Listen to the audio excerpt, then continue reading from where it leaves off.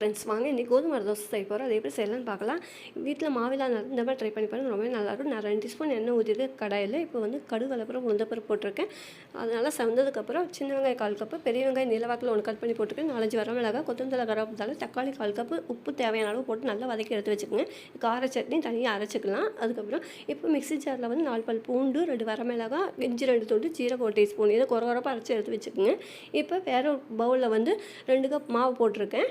அதுக்கு 1/4 கப் வெள்ளை ரவை, 1/4 கப் பச்சரிசி மாவு, சால்ட்டு தேவையான இந்த பழத்துக்கு இருந்தால் போதும். நல்லா தண்ணியாட்ட ஓரளவுக்கு. இப்போ வந்து மாவுக்குள்ளே கலந்துக்கிறதுக்கு போட்டுக்கலாம். 2 ஸ்பூன் எண்ணெய் ஊற்றிக்கலாம். கடுகு, கடலைப்பருப்பு போட்டிருக்கேன். அரைச்சி வச்சு விழுதியும் போட்டுக்கலாம். இப்போ மீடியம் சைஸ் வெங்காயம் அதையும் நல்லா போட்டு வதக்கிங்க. 1/4 கப் கேரட்டு போட்டிருக்கேன். அதையும் நல்லா வதக்கி கருவேப்பிலை, கொத்தமல்லி தழை போட்டு வதக்கி எடுத்து வச்சு மாவில் கலந்துக்கலாம். இப்போ சட்னிக்கு தாளிச்சிக்கலாம். எண்ணெய் ஊற்றிருக்கேன். கடுகு, கடலைப்பருப்பு, உளுந்தப்பருப்பு போட்டிருக்கேன். 2 வரமிளகாய், கருவேப்பிலை போட்டு நல்லா வதக்கி சட்னிக்கு ஊற்றி கலக்கிக்கலாம். இப்போ தோசை பாருங்கள், ரொம்பவே நல்லாயிருக்கும். தோசைக்கல் காஞ்சி வச்சு நல்லா ஊற்றிக்கலாம். இப்போ இந்தளவு இருந்தால் போதும், ரொம்பவே நல்லாயிருக்கும். நீங்களும் ட்ரை பண்ணி பாருங்கள் உங்கள் வீட்டில்.